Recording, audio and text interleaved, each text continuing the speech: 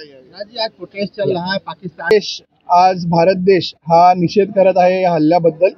आणि हा अतिशय दुर्दैवी हल्ला आहे, कारण की पहिल्यांदाच भारतामध्ये टुरिस्टवर हल्ला होण्याचा प्रकरण हे पहलगाम सारखे अतिशय फेमस टुरिस्ट स्पॉटवर घडलेलं आहे। याच्या अगोदर हल्ले होत होते ते मिलिटरीमध्ये, सैन्यांमध्ये होत होते, परंतु हे असं ओपन फायरिंग करून ते सुद्धा नाव त्यांचा धर्म विचारून आधार कार्ड घेऊन आणि मग त्यांना ठार मारण्यात आलेलं आहे। यापेक्षा निंदनीय कार्य मला वाटतं आजपर्यंत कधी घडलेलं नव्हतं।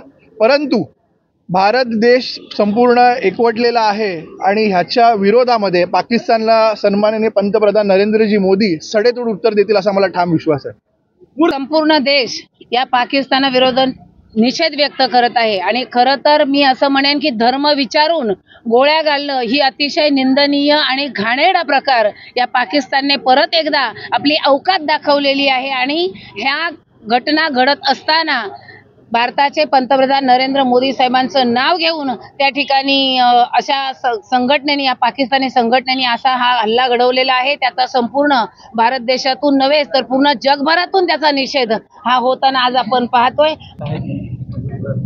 काल जे काश्मीरमध्ये फिरायला गेलेले टुरिस्ट होते त्यांच्यावर ह्या आतंकवाद्यांनी या पाकड्यांनी भ्याड हल्ला केलाय आणि आता सांगितलं की धर्म विचारून, पहिल्यांदा जगामध्ये असा धर्म विचारून कधी हल्ला झाला नव्हता आणि म्हणून माननीय देशाचे पंतप्रधान आदरणीय मोदी साहेब ह्याला करारा जबाब तर नक्कीच देणार आणि म्हणून त्यांचा आज निषेध करू तेवढा कमी आहे या पाकड्यांचा। म्हणून आज त्यांचा आम्ही झेंडा जाळून या ठिकाणी सर्व शिवसैनिकांनी, हिंदू प्रेमी सर्व एकत्र येऊन त्यांचा आम्ही आज निषेध केला आहे आणि भविष्यामध्ये सुद्धा त्याला करारा जबाब सुद्धा दिला जाईल। पुन्हा एकदा पाकिस्तानने आपली जात दाखवलेली आहे। त्यांनी अनेक वर्ष काश्मीरमध्ये वेगवेगळ्या प्रकारे हल्ला केलेला आहे। अमरनाथ यात्रेच्या वेळेला सुद्धा त्यांनी अनेक वेळा हल्ला केलेला आहे।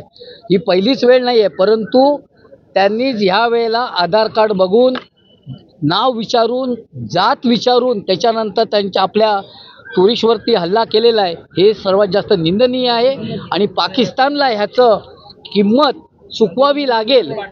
हिंदुस्तान कधीही पाकिस्तानला जिवंत ठेवणार नाही, हे या निमित्ताने मी सांगतो। माननीय पंतप्रधान मोदी साहेब हे पाकिस्तानला धडा शिकवल्याशिवाय राहणार नाहीत।